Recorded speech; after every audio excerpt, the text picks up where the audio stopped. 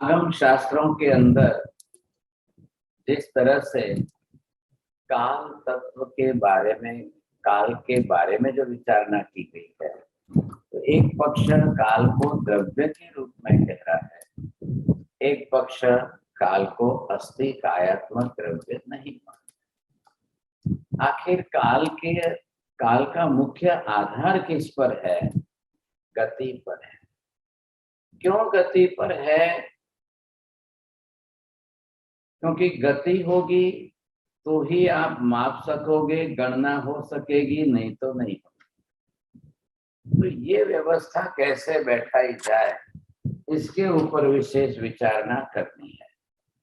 अब देखिए, 14 राजलोक के अंदर आकाश है, धर्मास्तिका है, अधर्मास्तिका है, पदार्थ तो पांचों है। लेकिन अब इन पांचों पदार्थों में गति कारक द्रव्य कौन सा है? गति करने वाला, और वो भी स्वयं गति करने वाला। दूसरों के कारण जिसकी गति न हो और स्वयं की गति हो तो ही बात आएगी। आवाज आ रही है? अब यहाँ पर हम ये देखेंगे, पूरा 14 राजलोक देखें, और पूरे 14 राजलोक के नक्शे के साथ में आप बहुत माइन्यूटली, धीरे धीरे, देखते देखते स्वयं ढूंढना है उसमें से कौन ऐसी गति कराने वाला है। तो थोड़ा ध्यान से देखने की कोशिश करेंगे, आखिर इसके अंदर ऐसा कौन सा द्रव्य है जिसकी अखंड, निरंतर, नियत, शाश्वत रूप में गति हो। तो वो हमें ढूंढ के निकालना है। क्योंकि अभी मैंने आपको क्या कहा है, मेहता जी ध्यान से सुनना, गति करने वाला कोई द्रव्य होगा तो ही आप गणित करके गणना कर सकोगे, माप सकोगे, उसके आधार पर काल को नियत करना है। अब ये है कि अगर कोई पदार्थ गति कर रहा है, अब वो यहाँ तक गति कर रहा है, तो इसके आधार पर अब आपको आगे जो है ये मापन करना है।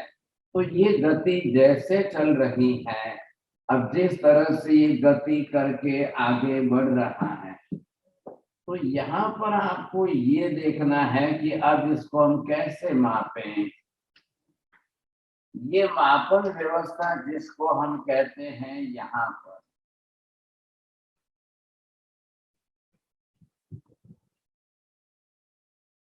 तो ये गणन या मापन व्यवस्था जो है, जिसको मतलब गणन व्यवस्था जिसको कहते हैं, गिनना है,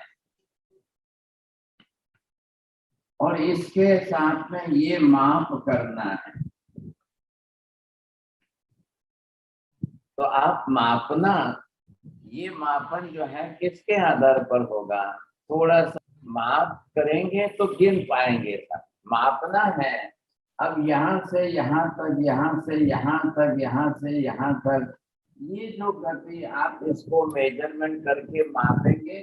अब इसका काम गिनना है, 1 2 3 4, ऐसे आप गिनते जाइए। अब ये पहला नंबर किसका आया कि गति, और गति कारक द्रव्य। अगर कोई गति करेगा, ये द्रव्य जो है ये गति कारक द्रव्य है, और ये जो है ये गति हो रही है। अब ये गति हो रही है, तो यहाँ आपको ये पहले, इसको कहते हैं मापन पद्धति, और ये जो है गणना, गणने, गिनने की व्यवस्था जो है। तो ये कैसे बैठेगी बात? ये बात बैठाने कैसे था? इधर देखिए आप ध्यान से, 4 घटक चाहिए: गति करने वाला स्वयं द्रव्य, गति की क्रिया, मापने की व्यवस्था, गिनने का गणित। तो यहाँ पर जो है मिले, तो ये पहले हमको ढूंढना है कि ऐसी अखंड, नियत, निश्चित, शाश्वत गति, और ये उसका कारक पदार्थ होना चाहिए। साहब, अगर मैं बैठा हूं मैं गति कारक द्रव्य हूं लेकिन मैं गति नहीं कर रहा हूं तो क्या होगा? तो गति नहीं होगी, गति नहीं होगी तो मापेंगे क्या? मापेंगे नहीं तो गिनेंगे क्या? अरे ये बात ध्यान में। अब इसके अंदर हमको ये देखना है पहले कि पूर्ण संपूर्ण लोक के अंदर ऐसा है क्या? इस पदार्थ में आप ये सब समझ सकते हो कि देख सकते हो। तो यहाँ पर आपने ये देखा कि ये जो है आकाश द्रव्य है, तो आकाश स्वयं तो बिल्कुल गति करने वाला ही नहीं है, ये तो है स्थिर स्थायी द्रव्य है। आपने ये देखा कि धर्मास्थी काय जो है ये अपने आप में बिल्कुल स्थिर स्थायी द्रव्य है, ये धर्मास्थी काय हो गया।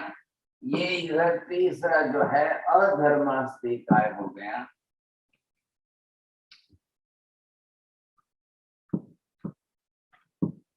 तो इसके अंदर तीनों के अंदर जो है किसी प्रकार की कोई गति कारकता नहीं है। हाँ जी, ये तीनों अपने आप में स्थिर स्थायी द्रव्य। और कैसे है स्थिर स्थायी? अनादि अनंत काल से, अनंत अनंत भूतकाल, अनंत अनंत भविष्य काल, इन तीनों द्रव्य की स्थिर स्थायीता कभी जाएगी नहीं। ये कभी गति करने वाले नहीं है, ये गति कारक भी नहीं है। थोड़ा ध्यान देना, स्वयं गति करेंगे नहीं, दूसरों को गति कराएंगे नहीं। स्वयं गति करता नहीं है, दूसरों को गति कराता नहीं है। मतलब क्या?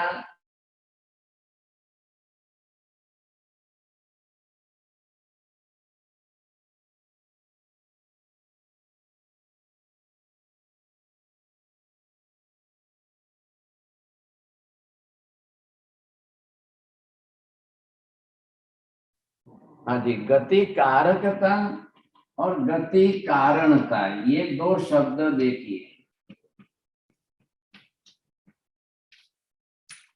हाँ जी, अब दोनों में से क्या लग रहा है? जैन साहब ध्यान में आ रहे हैं तो बोलिए।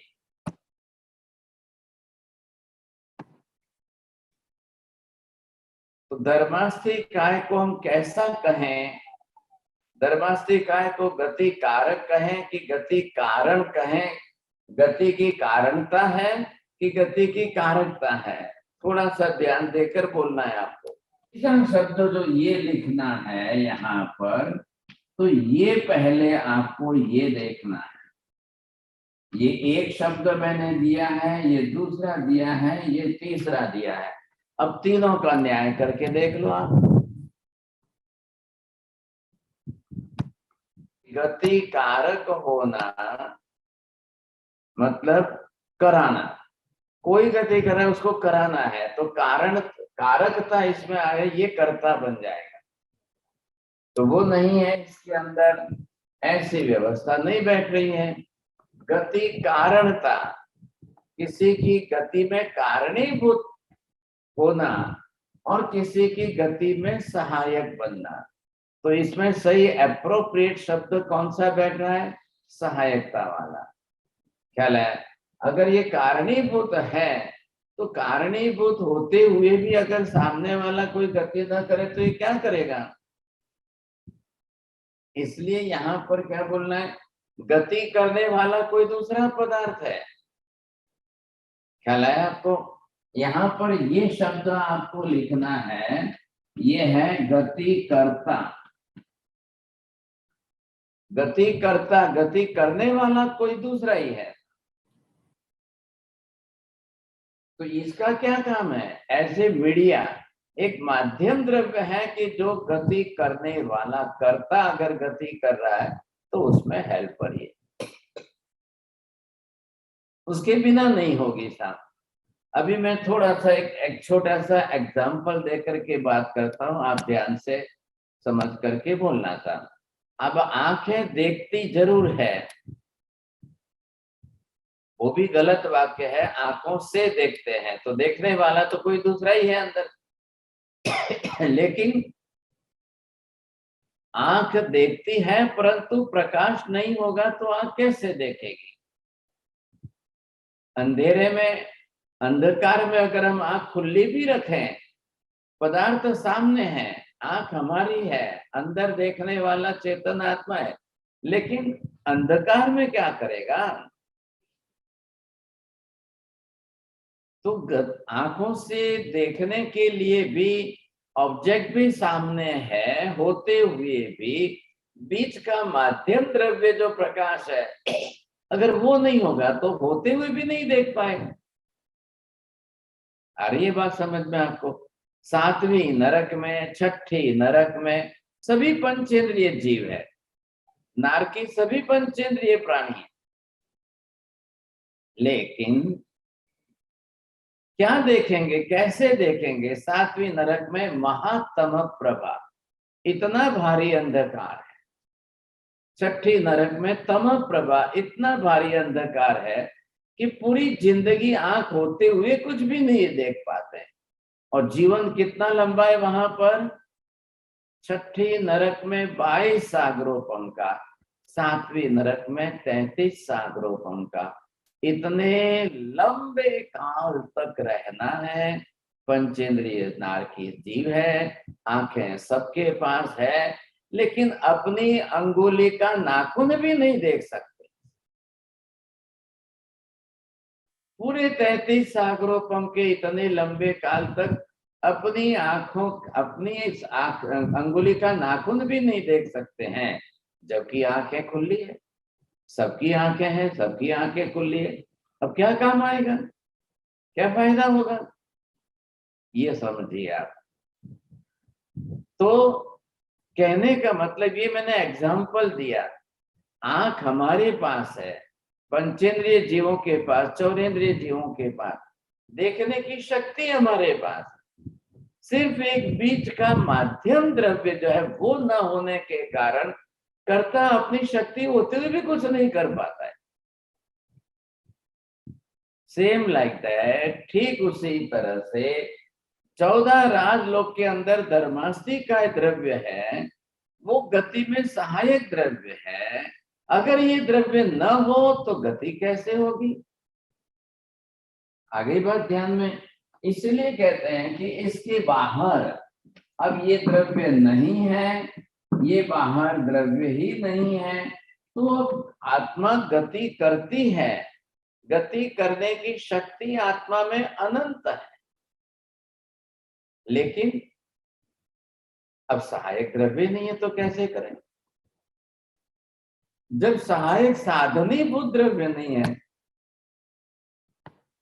तो नहीं कर पाएगा।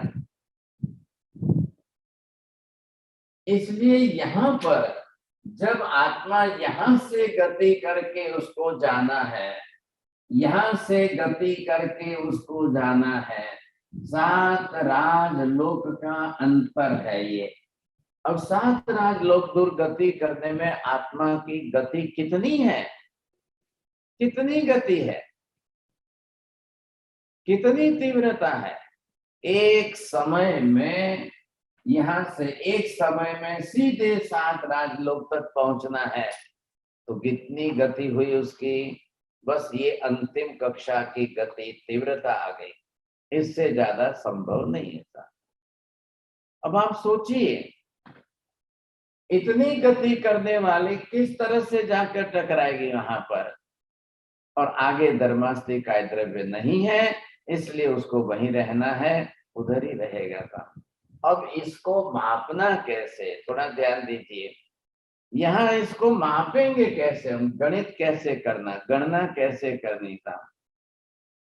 क्योंकि 7 राजलोक का अंतर है, 7 राजलोक के अंतर में जो है कितने आकाश प्रदेश आ गए, असंख्य आकाश प्रदेश आ गए, और असंख्य आकाश प्रदेशों पर जो है स्पर्श करते हुए ये गति अगर हो तो कैसे हो, इतनी तीव्रता कैसे आएगी कि एक समय में असंख्य प्रदेशों की गति करते हुए आत्मा वहां तक पहुंच जाती है।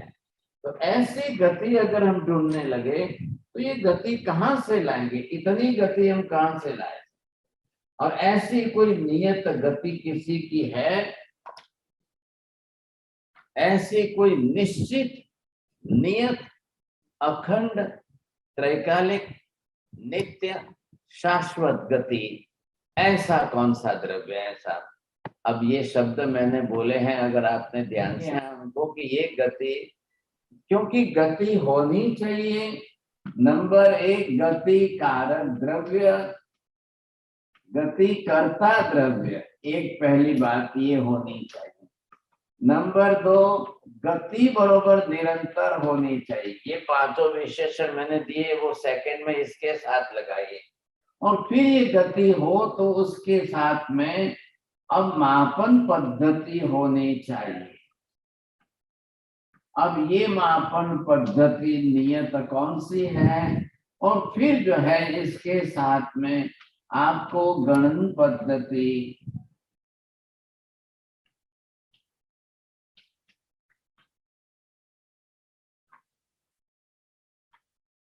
अब आ रहा है ध्यान में आपको, चारों पदार्थों को बरोबर समझने की कोशिश करिए साहब, ख्याल है कि नहीं?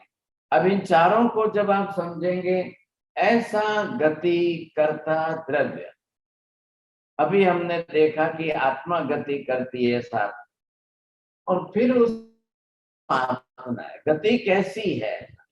अब गति के लिए मैंने जो विशेषण लगाए, नित्य होनी चाहिए, त्रैकालिक नित्य, शाश्वत रूप से, नियत रूप से, अखंड रूप से।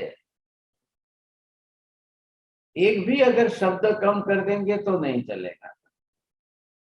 सदा काल, तीनों काल, त्रैकालिक बोलने का मतलब हुआ तीनों काल में सदा काल एक साथ। और वो भी गति कैसी होनी चाहिए? एक सरित ही गति होनी, क्योंकि नहीं तो मापन पद्धति नहीं बैठेगी। मापेंगे कैसे? मापेंगे तब जाकर के इसका माप निकलेगा। अब उसके बाद आप गणना पद्धति से, गणन पद्धति से गिन सकेंगे। फिर उसको गिनते गिनते गिनते गिनते काल की व्यवस्था होगी, काल की व्यवस्था बैठेगी, नहीं तो नहीं बैठेगी। अब हमको एक नंबर पहले ये निकालना है कि ऐसा गति करता द्रव्य कौन। अब फिर उसकी गति हो, अब उसकी गति को मापने का काम है। तो ये दोनों तो कौन हो गए? ये दोनों तो चले जाएंगे साहब गणित पद्धति के अंदर। इनका काम तो गणित के साथ जुड़ जाए। ये हमको हमारी बुद्धि का उपयोग करके मात्र गणित ही करना है, नहीं है। सवाल इसका नहीं है। ये हो गए जो है कौन है? द्रव्य। ये गति हो गई। ये उसकी दो बात हमको मिल जाए, दोनों पकड़ में आ जाए तो गणित तो हम बैठा लेंगे। गणित करने में मनुष्य के पास अपनी बुद्धि के हिसाब से उसको गणित करना है। अब वो गणित बैठाना है, लेकिन अगर करता ही नहीं होगा तो क्या करेंगे आप गणना नहीं कर सकोगे तो कैसे होगा? ये आपको देखना है। इधर आ रहा है ख्याल में आपको? तो ये जो गति कारकता आ गई है चारों बात में, अब इन चारों के अंदर अब आपको देखना है 14 राजलोक।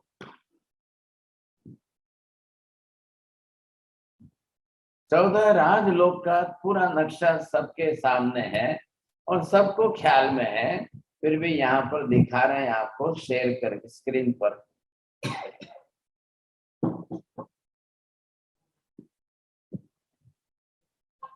हाँ, अब आप ये देखेंगे, बहुत ध्यान से देखना है। 14 राजलोक के अंदर आपको ये दिखाई देगा, फिर आप ढूंढ करके निकालने की कोशिश करिए कौन गति कारक द्रव्य ऐसा मिल रहा है। पहली बात हो गई अस्थि कायात्मक 5 द्रव्यों में से 3 तो चले गए। आकाश नहीं है, धर्मास्तिकाय नहीं है, धर्मास्तिकाय नहीं। अब द्रव्य रूप में जो पदार्थ है वो तो हो गए आपके पास 2 आत्मा और पुद्गल। पुद्गल के अंदर परमाणु आदि है।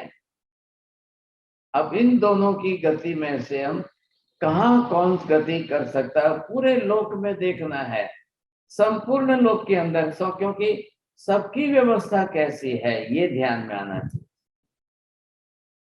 चलिए, तो मैं यहाँ पर ये जो है 14 राजलोक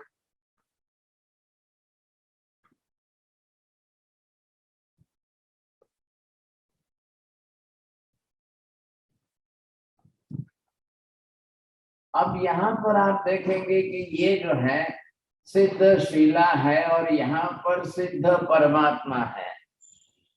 तो अब इसमें तो गति करने वाला कौन है? अनंत सिद्ध आत्मा तो वहां पर पहुंचे, वो तो स्थिर स्थायी है, उनको तो गति करनी नहीं है। जो एक बार लोकांत प्रदेश में जाकर स्थिर हो गए, अब उनको गति करनी नहीं है। क्या करेंगे सर? कौन करेंगे? जो लास्ट में लास्ट गति यहाँ से करके, ये मनुष्य क्षेत्र था, अब यहाँ से करके गति करके एक बार वहां पहुंच गए, अब उनको अनंत अनंत काल तक गति करनी नहीं है। तो अनंत अनंत काल तक जो गति नहीं करनी है, क्यों नहीं करनी है? वो स्थिर स्थायिता आ गई।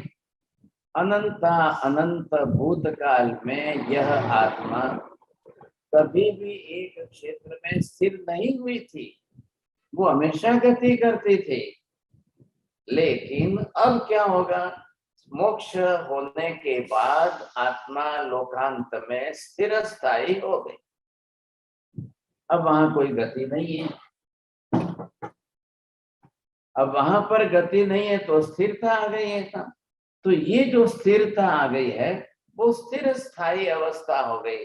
इसलिए सिद्ध आत्मा लोकांत में अनंत होते हुए भी अब बिना गति वाले हैं, तो वहां उनकी गति संभव नहीं है सर। अब जब गति होगी ही नहीं, होती ही नहीं है, तो वो प्रश्न ही नहीं आ रहा है, समझे? बात ये विशेषता आ गई। अब लोकांत भाग में है, क्या है? ये जो लोकांत भाग में और यहाँ पर जो आकर के स्थिर हो गए, अब वो उनके कारण तो कोई गति होने का सवाल नहीं। और ये जो सिद्ध शिला जो है, पृथ्वी है, it is only the made of the crystal form, तो वो भी गति नहीं कर रही है। उसको भी, वो तो स्थिर स्थायी है, तो गति तो करना ही नहीं है, कुछ भी नहीं करना है, वो अपने आप में स्थिर स्थायी है।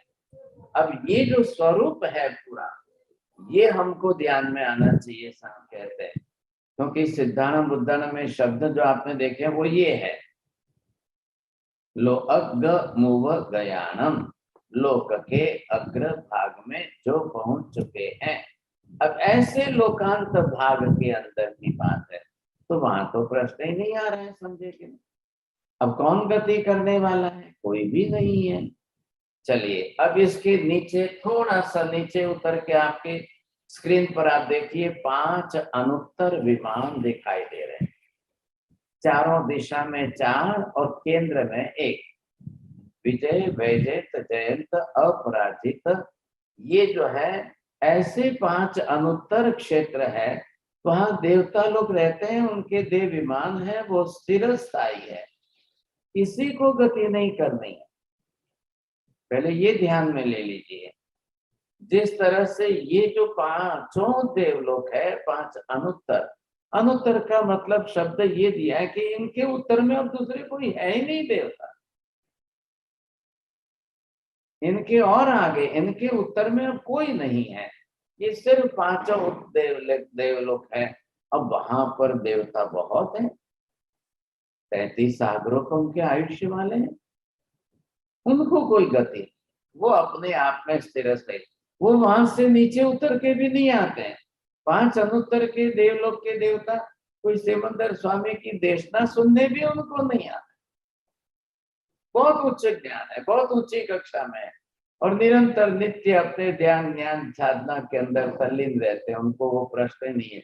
और एक ही अवतार ही है, एक भव करके सीधे मोक्ष में जाने वाले हैं। जब भी आएंगे 33 सागरों पर उनका आयुष्य समाप्त होगा, मनुष्य क्षेत्र में आएंगे और सीधे वहां से जो है कर्म क्षय करके मोक्ष में चले जाएंगे। अब देख लीजिए, ऊपर का 7वां राजलोक है, पहला गिनना है तो ऊपर से गिनो तो पहला। अब उसके थोड़े से नीचे आइए, 9 ग्रैवेक लिखे हुए हैं यहाँ पर। तो इन 9 ग्रैवेक के अंदर ये कक्षा है देवलोक के देवताओं की। ये ग्रीवा, हमारा जो कंठ गले का भाग होता है, ग्रीवा होता है, उस हिसाब से 14 राजलोक के ग्रीवा भाग पर ये है। यहाँ भी देवता बहुत है, एक भी देवता को नीचे नहीं उतरना है, कहीं आना जाना नहीं है, और इनकी भी कोई निरंतर गति कुछ भी नहीं। जिस देवलोक में जिस जगह पर जो है वो अपने आप में स्थिर, वो स्थायी रूप में रहते हैं, वो भी नीचे नहीं आना है, उनको भी नीचे नहीं उतरना है, समझे। वो दो देव दो भव तक का उनका है काल, बस बात पूरी हो गई, समझे। चलिए, दो दूसरा राजलोक गया, ये अब आपरा के बीच में आ रहा है। तीसरा राजलोक है, तीसरे राजलोक के अंदर धीरे धीरे, हाँ ये देखेंगे आप, 12वां देवलोक है, 11वां देवलोक है, 10वां देवलोक है, 9वां देवलोक है। एक रज्जु लोक, ये जो गिनती करते हैं, एक रज्जु लोक का प्रमाण जो है, यहाँ से यहाँ आप गिनती करो तो ये भी असंख्य योजनों का होता है, असंख्य योजन प्रमाण का होता है ये। तो इतने असंख्य योजन प्रमाण के क्षेत्र में ये चारों देवलोक है, ये कल्पोपपन्न की कक्षा में है, लेकिन इनको कोई गति नहीं, किसी को गति करके आना जाना नहीं है, और किसी की गति ऐसी नहीं है कि जिसके कारण जो है आप माप सको, गणना कर सको, गिनती कर सको, ऐसी कोई बात ही नहीं बैठ रही है सर। अरे ये बात समझ में। इससे नीचे उतर के आइए, अब आप जो है 3 लोक राज्य लोक चले गए, अब आप चौथे राजलोक में आ रहे हैं। वहां 8वां देवलोक और 7वां देवलोक, इनकी रचना ऊपर नीचे इस प्रकार है। आधे भाग के अंदर 7वां, आधे भाग के ऊपर 8वां है। अब कौन गति करेगा? कोई नहीं। जो पहले के 4-5 शब्द है वो ध्यान रखिए। अब किसी को गति नहीं करनी है, देवता भी गति नहीं कर रहे हैं, देव विमान भी गति नहीं कर रहे हैं, निरंतर उनको, हाँ ये जी नीचे जा सकते हैं, आ सकते हैं, जब इनको करना हो तब करेंगे, नहीं करना है तो नहीं करेंगे सर। ठीक इनके नीचे आइए 5वें राजलोक में, 2 देवलोक यहाँ पर है, 6ठा और 5वां। ये भी दोनों देवता है, विमान है, अपने देव विमान बने हुए हैं इनके, और इनको कोई गति करने की, निरंतर गति की कोई आवश्यकता नहीं है सर। देख रहे हैं, आपको चित्र दिख रहा है विमान के आकार का। यहाँ वो लोग अपने अपने पशु पक्षियों के आकार वाले, क्योंकि वहीक्रिय शक्ति वाले हैं तो बना लेते हैं, उनको वो भी प्रश्न नहीं है साहब। अब इनके नीचे आप देखेंगे तीसरा चौथा देवलोक आया। अब ये भी बरोबर 2 देवलोक, लेकिन ये ऊपर नीचे नहीं है, बगल में है, एक राइट में एक लेफ्ट में है। बहुत बड़े देवलोक है, बहुत बड़े मतलब बहुत बड़े। देखिए वहां की दुनिया है, वहां की व्यवस्था है, वो भी वहां की पृथ्वियां भी गिरी है, वहां पर रहने वाले देवी देवता है सब। छठे रज्जु लोक प्रमाण क्षेत्र में भी कोई नहीं। अब इसके नीचे हम आ रहे हैं 7वें रज्जु लोक में। तो 7वें रज्जु लोक के अंदर राइट में पहला देवलोक है, लेफ्ट में तीसरा देवलोक है। अब इस देवलोक के अंदर यहाँ पर भी अपने अपने भवन पालक बने हुए हैं।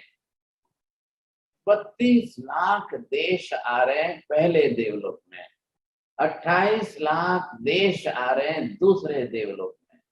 आप ध्यान से सुनना, मैं संख्या बोल रहा हूं, 32 लाख देश। सोचिए आप कितनी बड़ी जनसंख्या हो गई, वहां कितनी आबादी हो गई देवी देवताओं की, बहुत बड़ी है, बहुत बड़ी। और दूसरे देवलोक में 28 लाख आते हैं, लेकिन सबको कोई गति करना नहीं है था। जो हमने ये देखा कि निरंतर गति वाले कौन है।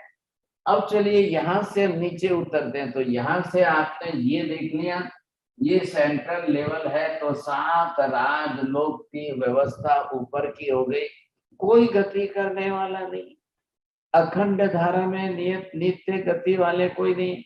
अब हम अधोलोक में नीचे जाते हैं, इसका नाम जो है ये है अधोलोक। ये अधोलोक के अंदर 7 नरक पृथ्वियां आ रही है साहब। अब यहाँ पर सब नार की जीव है, और ये नरक पृथ्वी है। हम जब कॉस्मोलॉजिकल स्टडी करेंगे तब तो आप विस्तार से समझना, लेकिन अभी हमको पहले काल के लिए गति कारक द्रव्य ढूंढ के निकालना है, इसलिए हम मेहनत कर रहे हैं। तो यहाँ का क्या है स्तर, गनोदधि, फिर घनवात और तनवात, और फिर नीचे खुला आकाश। आकाश तो हमने वैसे भी समझ लिया, आकाश स्वयं गति करने वाला तो है ही नहीं था। अब ये जो पृथ्वी आ रही है, एक पृथ्वी दूसरी पृथ्वी, क्योंकि रहने के लिए आधार तो पृथ्वी का है ना। अब पृथ्वी के नीचे जाओगे तब गनोदधि आएगा।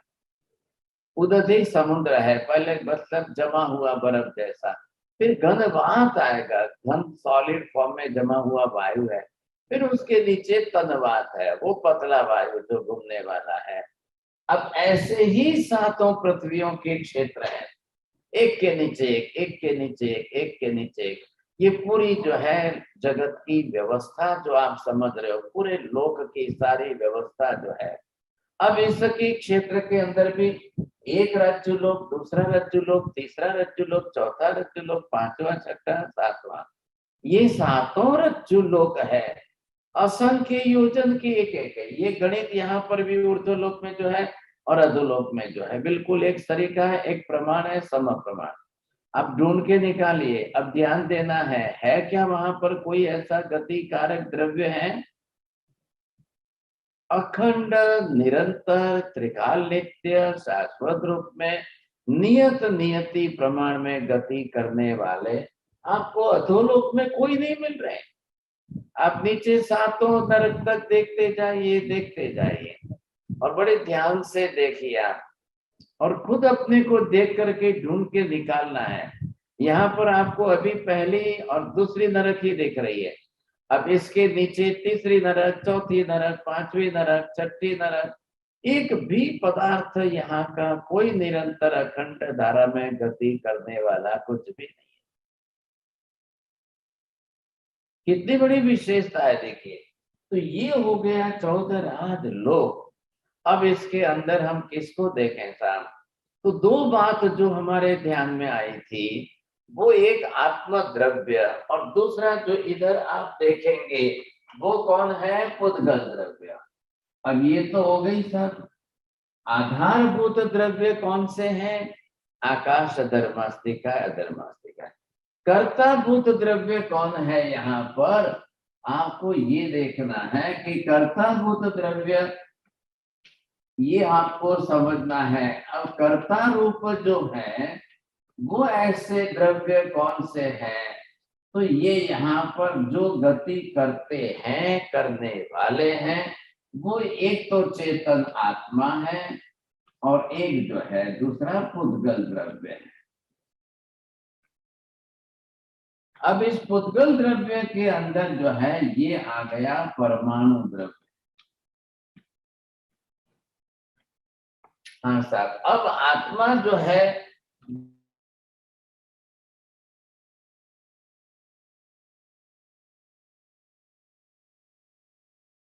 रूप से शरीर में,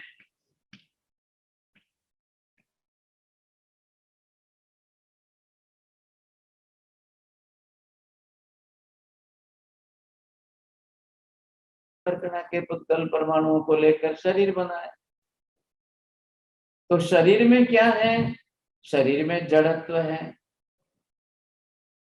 क्यों अमन जी? शरीर में जड़त्व, जड़त्व जो है पुद्गल द्रव्य जड़ है, और जड़ के अंदर क्या है? स्पर्श। कौन सा स्पर्श है? गुरु स्पर्श।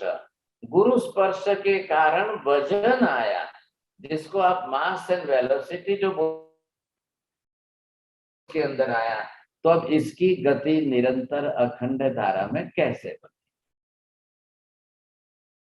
थोड़ा ध्यान देना बरोबर। क्योंकि गुरुत्व आने से, वजन आने से, भारीपन आने से वो अपने आप में स्थिर स्थायी बन जाएगा। तो क्या करेंगे फिर? तो निरंतर गति की बात चल रही है। इधर देखिए, पुद्गल द्रव्य में वर्ण, गंध, रस, स्पर्श है। किधर भी गति शब्द का उपयोग है क्या? मेहता जी ध्यान दो। 5 वर्ण, 3 ध्वनि है, बरोबर, 2 गंध है, 5 रस है, 8 स्पर्श है, 23 विषय है। इन 23 में कहीं पर गति की बात नहीं आती। सोचिए, फिर से सोच लो, ध्यान से देख लो, गति का, क्योंकि परमाणु है, उद्गल द्रव्य के अपने गुण हैं। क्या लाया?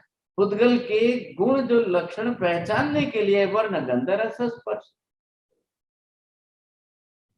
अब उसमें तो कोई गति की बात ही नहीं आ रही, वर्ण में तो कलर आ गए, साउंड के अंदर ध्वनि है, वॉइस रूप में है, ध्वनि शब्द है, गंध के अंदर सुगंध दुर्गंध आ गई, 5 रस के अंदर जो है खट्टा मीठा तीखा खारा बना गया। अब रही बात किसके? स्पर्श की। 5 प्रकार के स्पर्श के अंदर 8 प्रकार के स्पर्श में स्निग्ध रुक्ष है, शीत उष्ण है, गुरु लघु है, मृदु कर्कश। कहाँ गति की बात आई?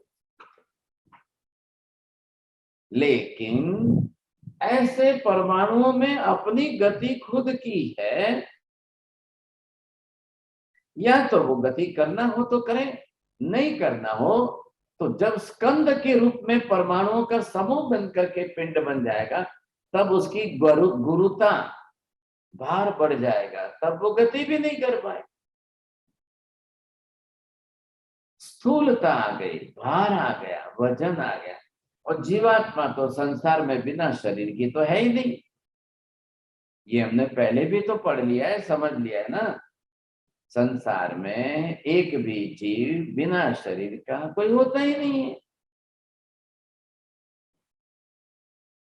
अब वो आत्मा अगर है और आत्मा पुद्गल का देह बनाकर रह रही है, तो उसकी ऐसी निरंतर अखंड गति कहां से लाएंगे, ये प्रश्न आएगा। नहीं है। ऐसी स्थिति के अंदर अब एक आधार बच गया, सिर्फ पुद्गल के। पुद्गल लेंगे तब क्या होगा? पुद्गल स्कंधात्मक भी है, देश में भी है, प्रदेश में भी है, और परमाणु। अब जब ये पुद्गल परमाणु रूप में भी आपके सामने आ जाए, ये परमाणु के रूप में आ गया, अब परमाणु के अंदर क्या बताएंगे आप?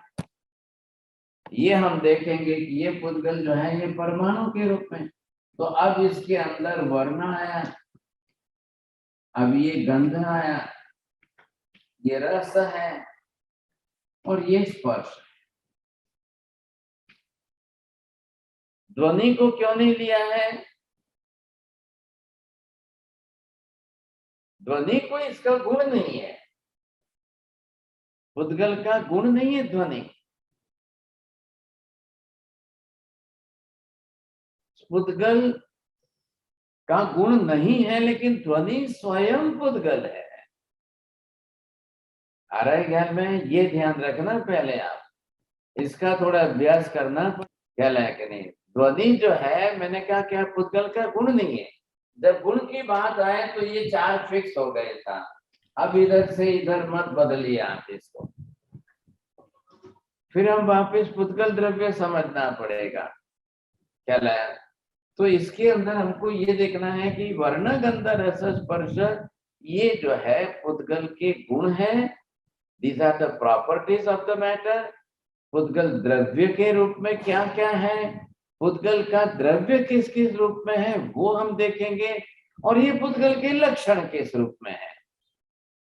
आ रहा है समझ में? थोड़ा सा अलग अलग करना पड़ेगा तो बात बैठेगी, नहीं तो नहीं बैठेगी। तो मैं जो आपको कंसेप्ट, हमारा आज का विषय क्या है? काल। अब काल का आधार कौन है? गति। गति का आधार कौन है? गति करता द्रव्य। गति करता द्रव्य जब गति करेगा, और वो गति कैसी होनी चाहिए? नियत गति होनी चाहिए, नियमित गति होनी चाहिए, नित्य गति होनी चाहिए, त्रिकाल नित्य एक सरीखी होनी चाहिए। तो ये आधार पर तो आया ना, कार्य कारण भाव भी देखिए। जब गति भी त्रिकाल नित्य होनी चाहिए, तो गति करता द्रव्य भी तो त्रिकाल नित्य होना चाहिए कि नहीं? भाई गति तो क्रिया हो गई, गति क्रिया हो गई, तो क्रिया किसके ऊपर है? कर्ता के ऊपर है। कर्ता के बिना क्रिया नहीं होगी। क्रिया का आधार तो कर्ता पर है। अब कर्ता होना अनिवार्य हो गया। कर्ता त्रिकाल नित्य होगा तो गति त्रिकाल नित्य होगा। कई बार कर्ता त्रिकाल नित्य होने के बाद भी गति की क्रिया नहीं होती है, उसका क्या करना? 4 भाग में इसको बैठा करके 4 पॉइंट से समझिए। आ रहा है ख्याल में आपको? ये क्या है? नंबर 1। अब इसको आप समझेंगे, आपको ख्याल आ जाएगा। गति, कर्ता, द्रव्य,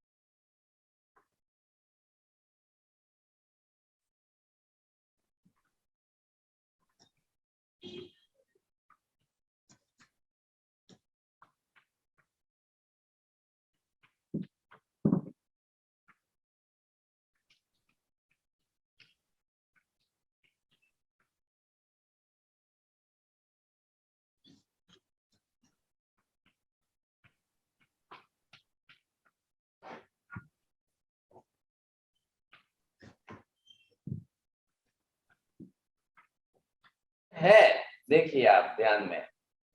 और सामने नित्य गति नहीं है। जब गति करता है लेकिन फिर भी गति नित्य नियमित नहीं है। द्रव्य है, आधारभूत कारणीभूत कौन है? नंबर 2 के अंदर गति करता द्रव्य है और साथ में गति है। चले, ये नियमित गति कर रहा है।